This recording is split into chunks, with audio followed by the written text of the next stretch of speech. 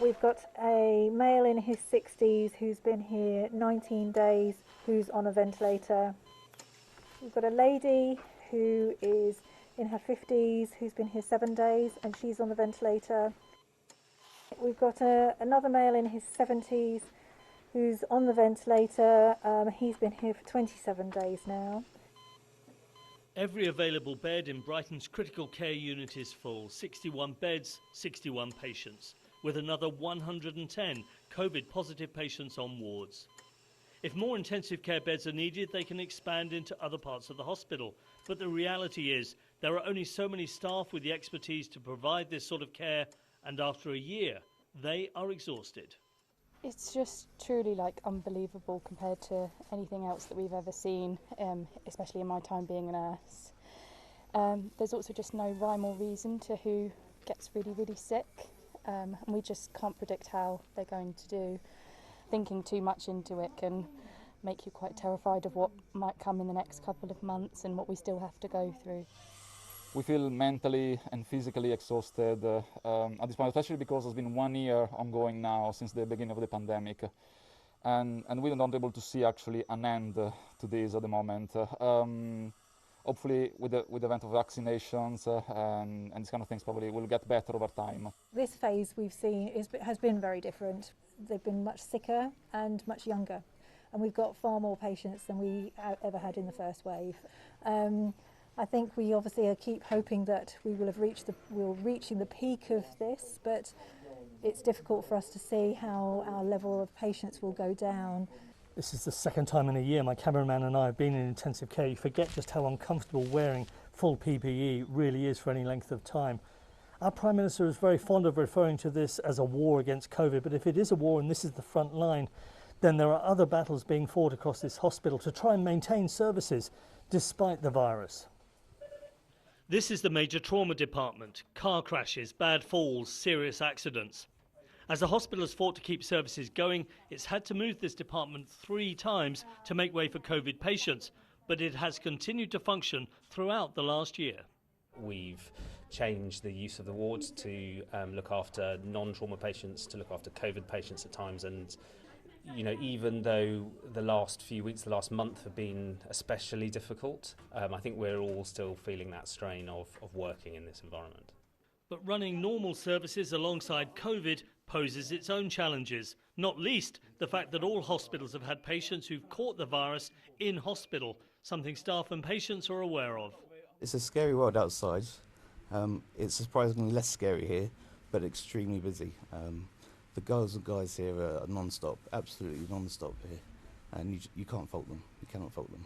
We've had several areas where patients have had to be isolated, we've had to close off certain areas, we've had the doors put on to make it safer for the ward and for the patients and the staff. And for the hospital's medical director, preventing hospital-acquired COVID infection is a priority. So we do a number of things. So every patient's tested on admission to hospital. They're then tested regularly at day 3, day 5 and thereafter, so that we can pick up cases quickly and make sure that they're in the appropriate areas. All our staff are tested twice a week, so we know that our staff have, if they are asymptomatic but positive, they stay at home to protect patients. So we're doing everything we can to keep our hospitals as safe as we can. But if the hospital is fighting its battles in this pandemic, many of us have our own personal battles, and nowhere more so than in cancer care, where in the first wave, referrals plummeted, operations were cancelled, and patients were reluctant to come in for care. But despite those challenges, a huge amount has continued during the last year. People are worried about cancer, they're worried about their cancer treatment, they're worried about COVID and cancer. They're worried about the vaccine and cancer and COVID. So our helpline have increased, the calls that we're getting, the emails that we're getting are huge. And the clear message from health professionals is if you're worried about cancer, forget COVID and get help, something Jane did at the end of last year. My life just changed immediately, went into kind of a fast forward, if you like. A lot of things were done very fast. And then within 2 weeks I'd started on immunotherapy and had radiotherapy. Cancer is such a big word that it was bigger than COVID. With this wave, it's very different because we haven't stopped anything. So we're still running breast screening, we're still treating with radiotherapy, and in actual fact, if you look at the numbers of patients we're treating, they're the same as pre-COVID, possibly slightly above, as we're catching up on some of that work we didn't do earlier in the year. Before COVID, I used to come to see my niece all the time with my appointments. Now being in the house and not being able to come to talk to your doctor about your issues is not helping. But you're here today, so today's help, presumably? Yes, today is helpful to see her and she can examine me. It's better. Back in intensive care, and there's a huge amount of equipment, medical supplies and PPE. There's constant cleaning and frontline staff protected against a virus that has killed more than 100,000 people, hospitalised more than 400,000. And that includes in this ward a patient who was heavily sedated when we first saw him. Well done. And then we filmed a flurry of activity around their bedside. Well done, well done. Well done. This looks like good news. I mean, tell me what's just happened. So what they did is they've turned his sedation off and he'd woken up quite a bit. So what Pael, who's our registrar, was doing was just checking that he could obey commands, so that he could nod and shake his head, he could control his head, could squeeze hands, and that he was able to do all his own breathing with a reasonable oxygen level.